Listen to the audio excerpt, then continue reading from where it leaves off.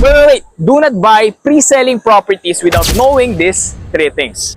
Hi everyone, my name is Mark Dre Paloma and I've been doing real estate services for more than 7 years now, and I help people buy, sell, and lease their property for profit. Number one, turnover isn't instant. If ikaw yung tao na naghahanap pa ng property at gusto mo na, alam mo yun, ma-turnover na sa yung property, magamit mo na to for the next few months or few years, then pre-selling is not for you, because alam mo naman natin, pag sinabi natin pre-selling, ito yung mga property na gagawin pa lang or pinaplano pa lang gawin ng isang developer. And if ang goal mo is gusto mo na talagang tumira ng property, tumira sa bahay mo or tumira sa isang condominium, then I suggest go for resale ka na lang muna or sa mga secondary market than sa pre-selling. Kasi nga, as I've said, na hindi ganun ka bilis mata-turnover sa'yo yung property mo. But ang maganda naman, even if matagal pa ang turnover nito, majority ng mga developers offering yung mga light payment terms, saka magagandang discount kapag nagbigay ka ng malaking down payment, or if you're going to buy a property na cash terms. So yun ang advantage naman kapag maaga ka bumili ng property, because flexible term and bigger discount. Now, if gusto mo naman malaman paano or bakit gusto ng karamihan ng mga milyonaryo bumili ng property, and ano yung ways paano sila nagkakaroon ng income dito, and I suggest watch this video. And of course, number two, delay are possible. So, syempre hindi maiiwasan naman na ang isang project is ma-delay due to internal and external factor.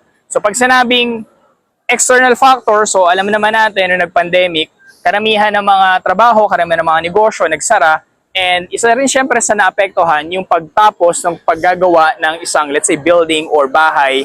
And syempre, because of that, nade-delay din yung turnover ng developer para sa mga clients nila or para dun sa mga bumili ng property sa units nila. And of course, internal factor. Pag sinabi internal factor, is some developer nawawalan sila ng budget para makontinue nila yung project na sinimulan na nila, and because of that, nade-delay nga yung pagta-turnover ng property sa kanilang mga clients. But ang maganda pa rin naman, even if na ma-delay sila, ang kailangan mo lang gawin dito is hanapin mo yung magandang developer na may track record na tinatapos talaga nila yung kanilang mga project, such as Ayala Land, Ortigas Land, RLC, Alveland.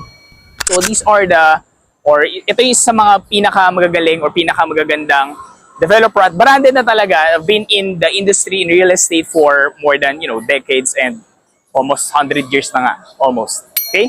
And of course, number three, last but not least, not all property are profitable. Okay? Lagi mo tatandaan na hindi lahat ng condominium, land, or bahay are the same. Some property, or I would say, hindi talaga siya ganun ka-profitable because of external, internal factor. And there's a lot of factors bakit ang isang properties hindi nag-appreciate. Now, if you wanted to know, paano mo nga ba malalaman na ang isang property is magiging profitable, then I suggest follow and like itong video na ito, and make sure to follow so that you'll be updated sa next video ko, because pag-uusapan natin at i-discuss ko sa inyo, ano nga ba yung mga signs na ang isang property ay magiging profitable in the future, right? So if you like this video, leave it a thumbs up and follow for more.